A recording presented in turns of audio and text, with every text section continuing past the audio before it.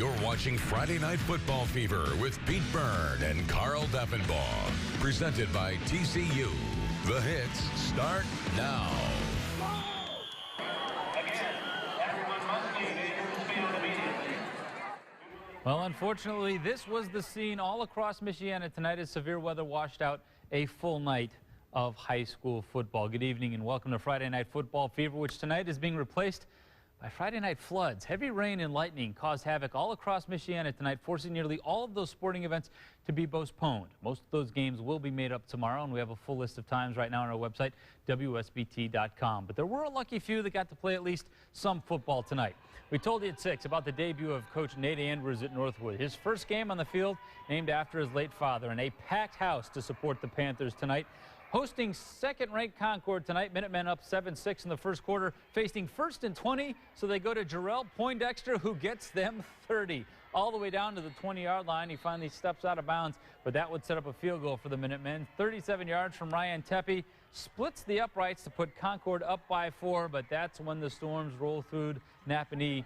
This game was postponed. It will continue at noon tomorrow with Concord leading 10-6 late in the first quarter.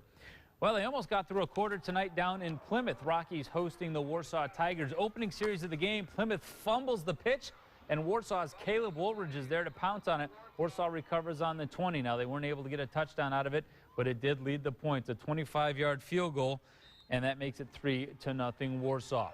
Back comes Plymouth on their next possession. Quarterback Jack Barron hits the tight end Justin Drudge over the middle, who breaks some tackles and finally gets pushed out of bounds at the 10-yard line. A huge gain, and the Rockies were in business. That sets up Taylor Fulton, who takes it the final 10 yards off the far side.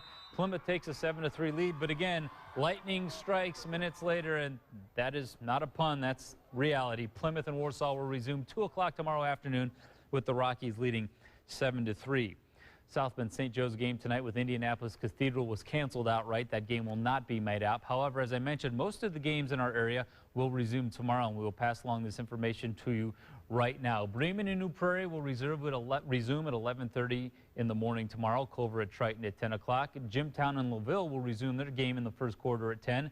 Marion at Adams never started. They will play at School Field tomorrow at 11. Penn and Central got a few plays in. They'll resume at 9:30 tomorrow morning. Washington and Riley will play their entire game tomorrow at 10. Rochester's at home at noon, and then a couple games in the afternoon. We told you about Plymouth resuming at 2.